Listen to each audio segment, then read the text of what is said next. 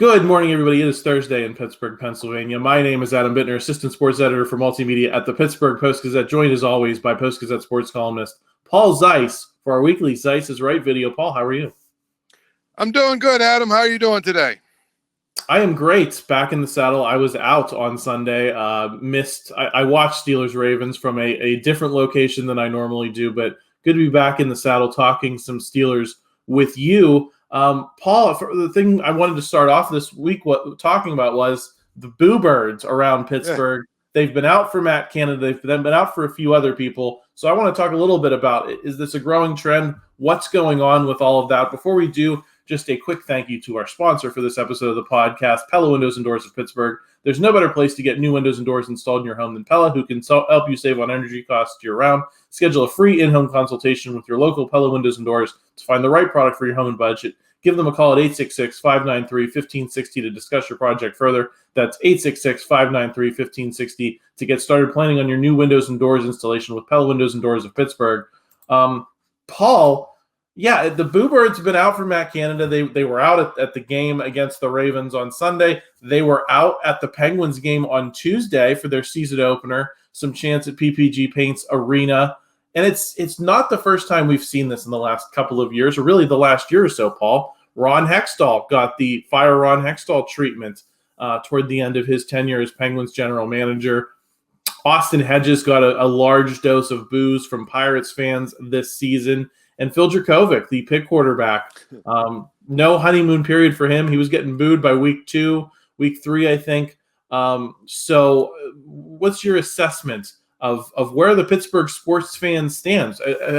Have people become more hardened in the past year, Paul, or are these teams just not as good as people are used to them being? I think we've got a frustrated fan base here in Pittsburgh, Adam. I think that's the simplest explanation. They're used to the Penguins being one of the best teams in the NHL. They're used to the Steelers being one of the best teams in the NFL. Pirate fans are miserable. They're used to, actually, over the last few years, Pitt being pretty good. And they haven't gotten any of that this year. And so it seems to me like the fan base is frustrated because they're not winning at the level they're used to winning, especially, I would say, the Penguins and the Steelers. The Steelers are obviously 3-2. We'll talk about what that actually means, but they haven't played well, really, outside of maybe one half of football against Las Vegas. I don't know that they've really played well. I don't know that anybody really believes they're a Super Bowl contender. So people are miserable. They're frustrated. And the Penguins, they know, I mean, it's only one game, but watching them play, they know that this is a team that probably still has the same flaws it's had for the last 3 or 4 years, which means it's probably going nowhere in the playoffs. And, we're a town, probably more than most towns that you can think of, that we generate a lot of our identity and our self-esteem from basically how good our sports teams usually are. And right now, they're just not very good. And I think people are finally now showing their frustrations, and they're letting it out. The one thing I'll say is it's pretty clear that Matt Canada is probably at this point taking a little too much of the blame for everything going on. But that's a part of it. When a fan base or, a media group or whatever decides somebody's the villain, it's bad for that person because it doesn't matter what happens, the narrative is never going to change. Paul, I wanted to ask a little bit about the inauthenticity that I think kind of runs through all of these situations. I think with Austin Hedges, the Pirates told us, they were lecturing us for weeks. Oh, it's great. He can hit. He doesn't have to hit at all. He can hit like a pitcher, and he's still adding value when people plainly knew that was not true. The Steelers continue to stick by Matt Canada well after what I think, his expiration date was. There's much quicker hooks across the NFL, and the Steelers just seem to be devoted to this idea of, well, we honor our contracts, and so we can't let this guy go before he coaches through his 3-year contract. And I think Pat Narduzzi dumped gasoline on the fire when he, started calling this Boo City PA, I think it was, and kind of going back after the fans for being dissatisfied. Do you think that's part of this, Paul, is that these teams are acting indignant when they're in the face of criticism. I know Mike Tomlin said the right things about Matt Canada and saying, listen, we're in the entertainment business. These people pay money for these tickets. They can do what they want. But then their actions don't really back up those words. So do you think there's an angle here where it just feels like the teams are kind of, drawing a line in the sand against their own fans, and that is part of that's feeding this cycle of all these boos? Well, yeah, I mean, obviously they don't make it any easier when they tell us stuff like Austin Hedges is good, and when they act like we are the one, like Pat Narduzzi acting like the people that are sitting out there paying for tickets don't know what they're watching when they're watching a team that just isn't good enough and hasn't played well. Yeah, that doesn't help. I think people are tired of gaslighting. They're tired and get frustrated by whether it's in politics or sports or whatever. They're tired of people telling them to their face things that they know are basically patently not true. And so that leads to frustration. I'm telling you, one of the most telling things about Pitt fans is the fact that 2 years ago they won the ACC championship, which is something I think a lot of people thought they'd never be able to do. And right now they all want to get rid of the coach. And a lot of it has to do with, it's not necessarily the fact that that they're 1-3 or whatever, they are 1-4. It's because of a lot of the nonsensical things that he said in the last year that make it very clear he almost holds the fan base, a disdain for the fan base. And he wants us all to know he's the smartest guy in the room.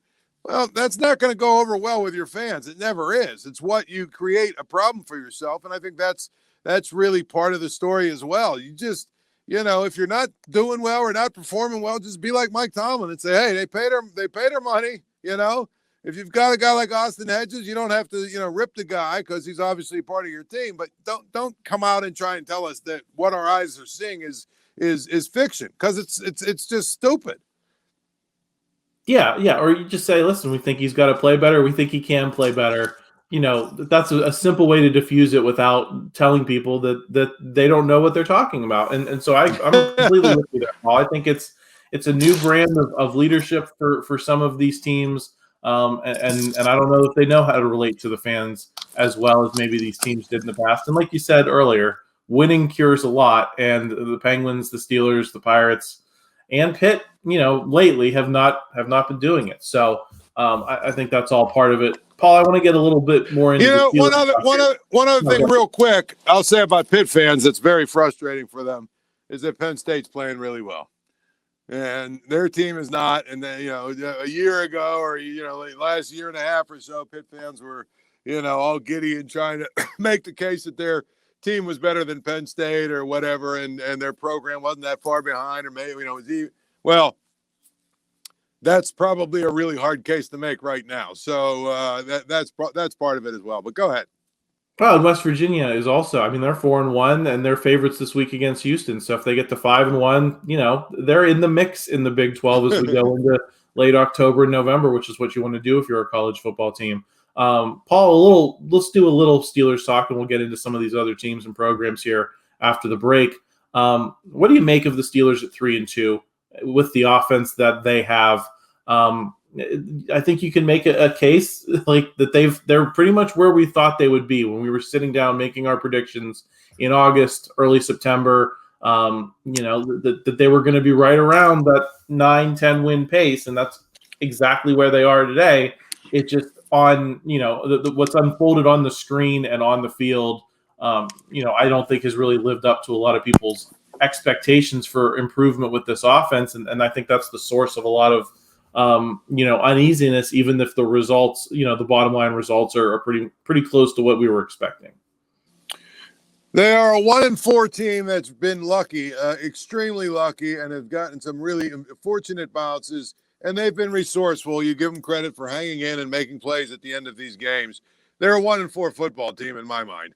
And what I mean by that is, the Cleveland game was almost a fluke.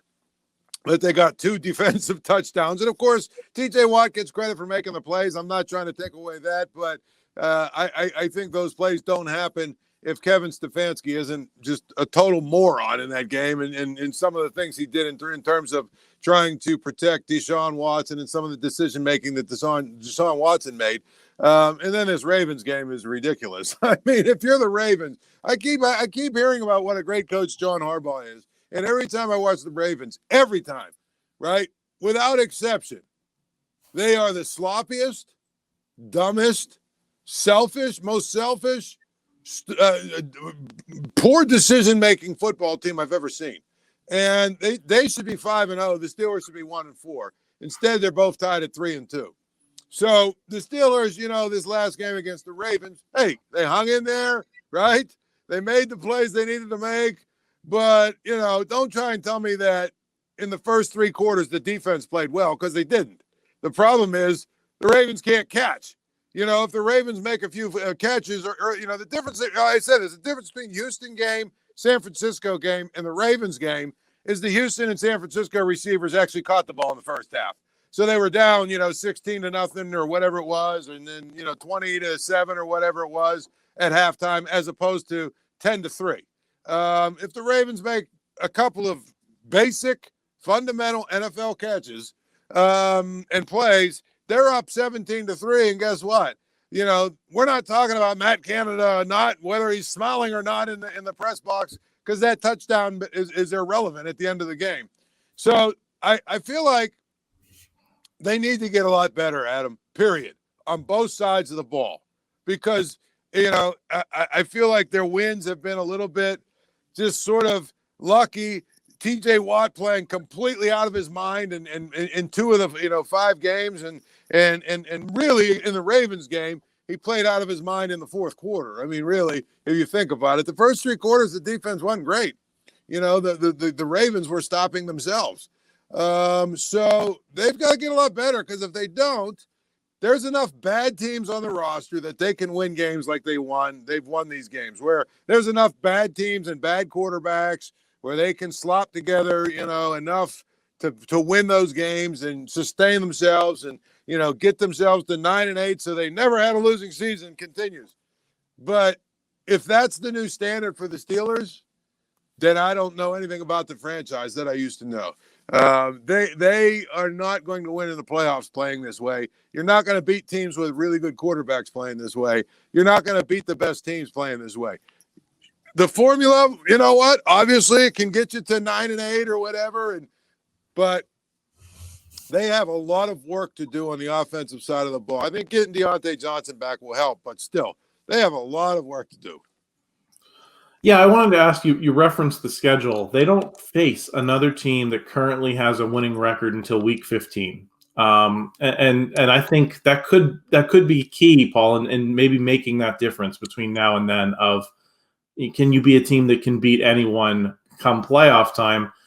Do you see this schedule and say that's an opportunity for them to build some confidence, build some momentum the way they did at the end of last season, when they, admittedly also faced some teams that weren't very good and went on that 7-2 run to finish the season? Do you think we're shaping up in a similar way here, where they can finally go through a stretch and say, hey, we have a lot to figure out, but we can figure it out and be a dangerous team by the end of the season? Do you maintain hope for that, or have you seen enough to suggest that there's just not a ton of upside here?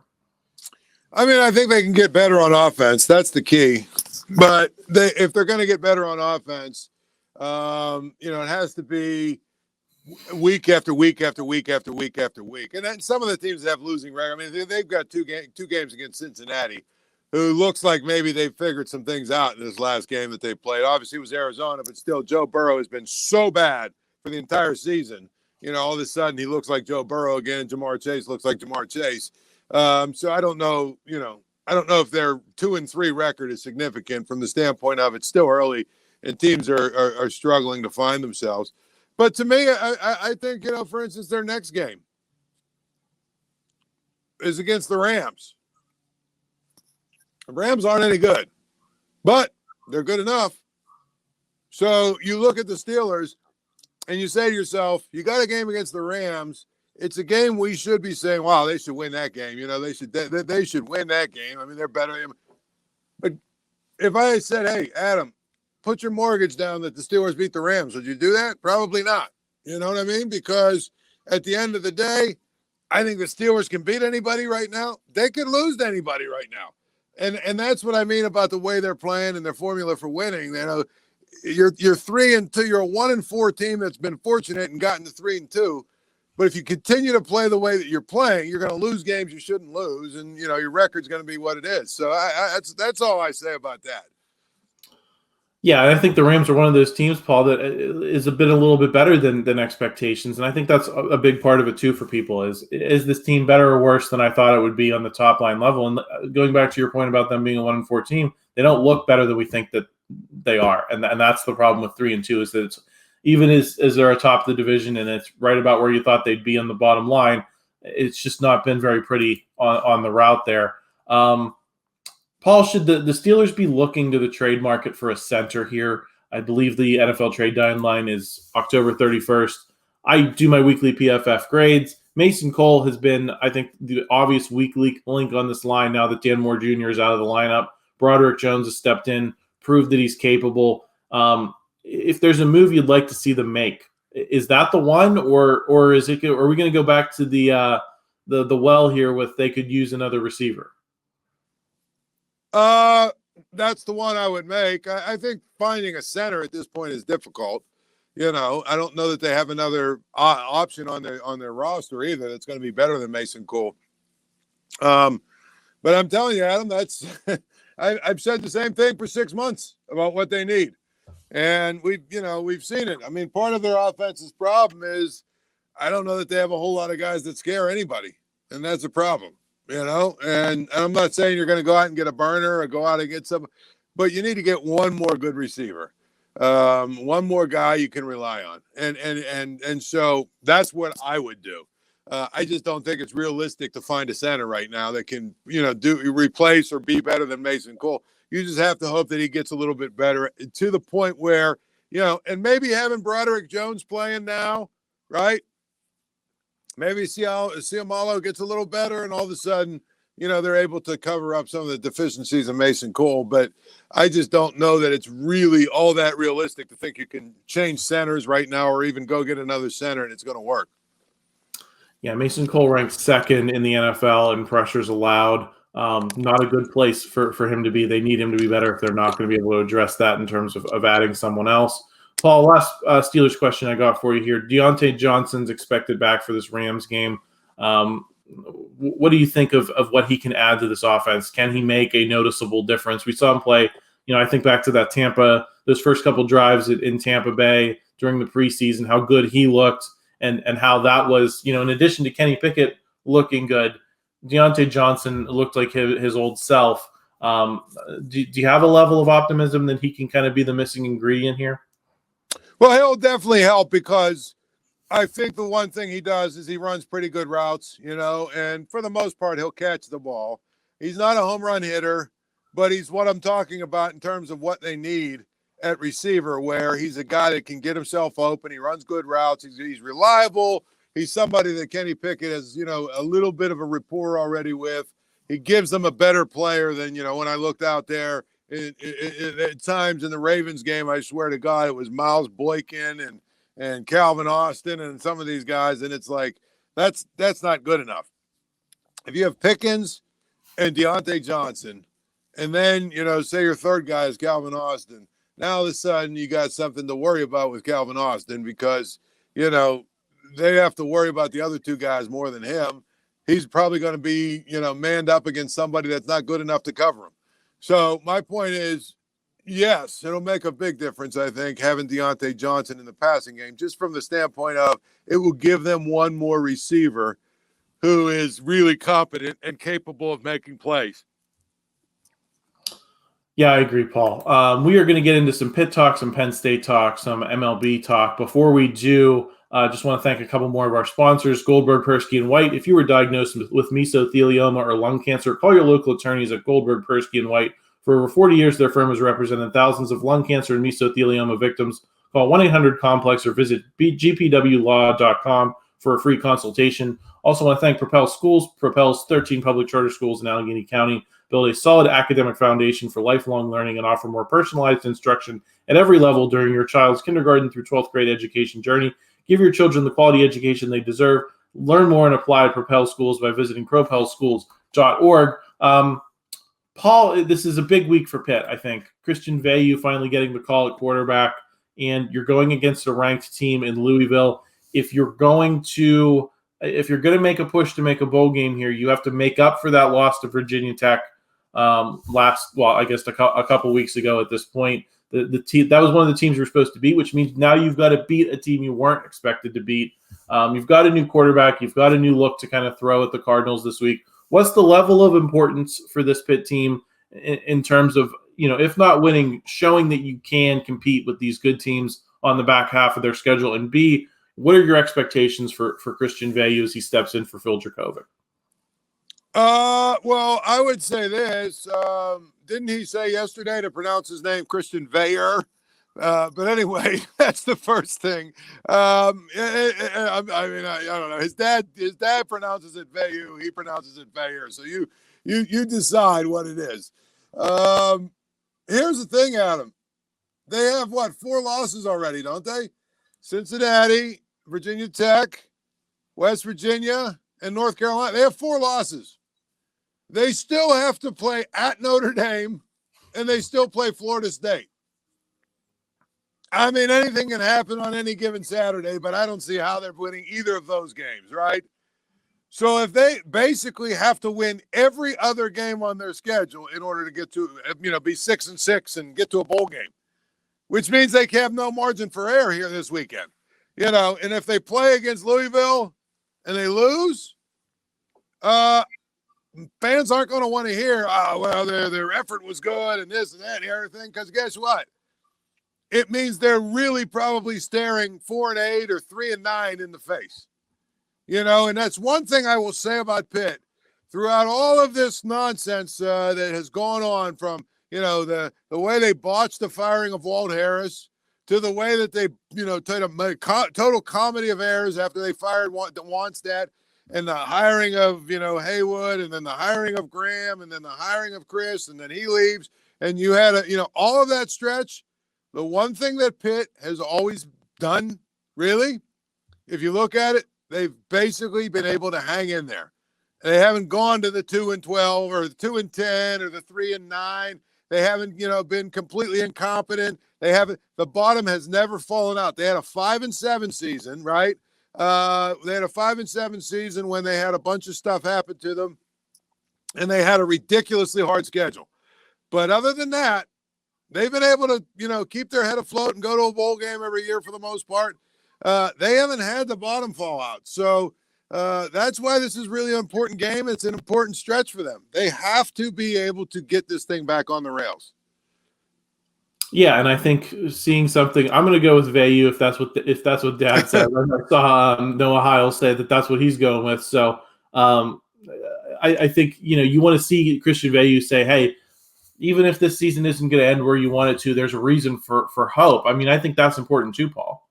Yeah, well, absolutely. But the big thing about it is he's got another year, doesn't he? I think he's got at least another year or two. Yeah.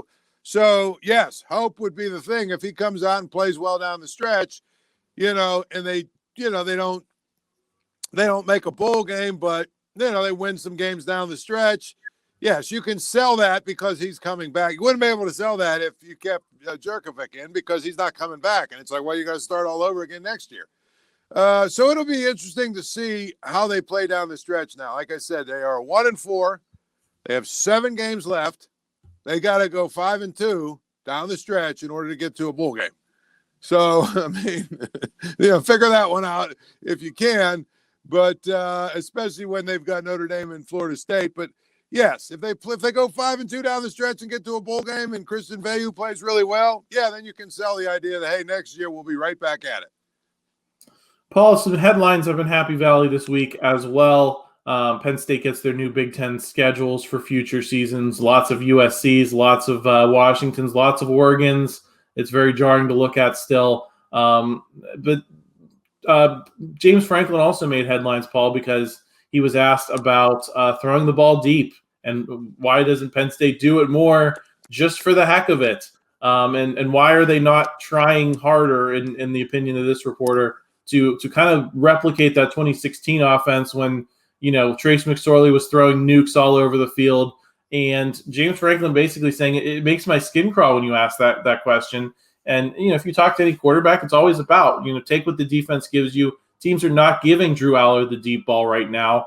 I think they're trying to make him make more technical reads, more technical throws underneath, rather than let him beat them with their arm. Do you think that's an accurate assessment? And is it a matter of, he's going to have to learn how to handle those sometimes tougher throws to make, in the sense of finding receivers and making them quickly, finding them with timing? I mean, I think that's what's been disrupted in this Penn State offense is the timing isn't quite there, and defenses are going to force them to make those plays. How would you diagnose where the Penn State offense is right now? They look like a team with a freshman quarterback who's kind of finding his way. And at times you watch it and you say, oh, my God, this guy is really good, and this offense is going to be really scary once he gets on the same page with his coaches and with his receivers. And once he really sort of learns the intricacies of the offense, learns some of the things about, how to counter what certain defenses are showing him. I mean, this is 6 games in his career, something like that. He's still learning. The question was silly in some ways, but James Franklin, of course, being James Franklin, made a total douchebag out of himself just by the way he answered it. There's better ways to say what he said without going in the whole, my skin is crawling and all this other stuff. But either way, when you have a freshman quarterback, don't care how good he is, there's going to be some stretches where the offense isn't yet clicking, because every game he plays is a learning experience right now. He's going to see some different things from defenses that maybe he didn't see last week or the week before or the week before, and I hearken it back to Kenny Pickett when he was at Pitt. His first season was not always really fun to watch, but you saw he had talent, and you kind of said, yeah, if he once he clicks and he figures it out. By the time he was at the end of his career, his senior year, he knew the intricacies of the offense, the ins and outs. He knew how to attack defenses. He knew what he was looking at because he had basically seen everything.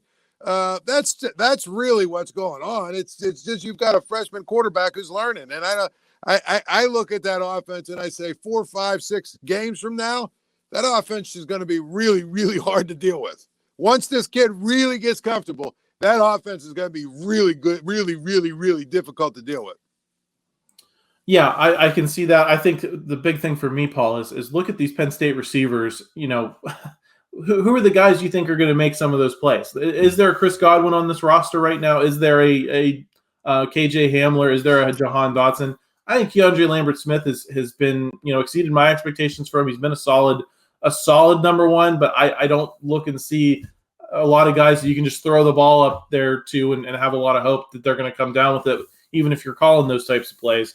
Paul, also wanted to ask you about the MLB playoff format. A lot of people are freaking out because some of the better teams are losing. The Braves are trailing the Phillies as we're recording this on Thursday. The Dodgers have already been eliminated. The Twins and Orioles have had great seasons. They're gone now. The Orioles, were a team that had a bye because of this, three-game playoff round or play-in round, right, wild card round. What is your assessment of what they should be doing with the MLB playoffs? I think, I've always said that if you're going to have any round of the playoffs, it should be 7 games if you want to find who the better team is. But if they're not going to do that, and they've always had like a 5-game LDS round, do you look at that and say, this is the way it's always been, just deal with it? Yes, because here's the thing. If, I can look at it, well, if they sit out a week, they get rusty or whatever. I don't even know what that means. The bottom line is this. You have the ability, if you have a bye, if you have a week off, if you have time off, to get your guys healthy, to get your pitchers rested, to get your pitching staff, set up in the way that you want it set up. Guys got to go out and play. I mean, the Phillies went down to Atlanta, beat their best pitcher, right? They beat their best pitcher. The Orioles are a team that basically, I always thought this year that they were a team that probably were like some of those 90s Pirates teams, built for the 162, not necessarily built for the 7. And it showed, and people that don't understand that, obviously you do, Adam, because you understand baseball. There are some teams that are built for short series. And quite frankly, you pay Bryce Harper $500 or $400 million or whatever he makes to do what he's doing. Sometimes you just play against the team where a guy's just that much better. I don't want to see them monkey with it and change it and all that other stuff. It's good like it is. Leave it alone. Let these teams start to figure out how to win and stop crying. Yeah, I'm with you, Paul. I get it. Especially in the case of the Orioles, you finally have a good year. But that's the reason, Paul, that you don't do what the Pirates and the Orioles and some of these small market teams do, is build up to be like good for a couple years and throw all your eggs in those baskets, and go through these long rebuild processes to get like 1 or 2 shots. That's why you don't do that, is because when you blow it like this, it really feels like, just a total waste of everyone's time. Paul, I know you got to run. Just a reminder to everyone, Christopher Carter is going to be back with the North Shore Drive on Friday. Plenty more Steelers talk heading your way this week. Paul, any final thoughts before I let you go? No, just got to get running. So we'll do it again next week, and we'll do it again. Hopefully we'll be talking about a Pitt win. I guess I don't know that we will, but hopefully we will be. Yeah, at least it'll keep things interesting for us, Paul. Thank you all. Thank you for stopping by, and thanks everyone for listening. Thank you for checking out this content from Post-Gazette Sports. If you enjoyed the video, please like it and subscribe to our YouTube channel. Check out our Apple Podcast channel for more podcast content. Click below for a special deal of 99 cents for a 3-month subscription to the Pittsburgh Post-Gazette.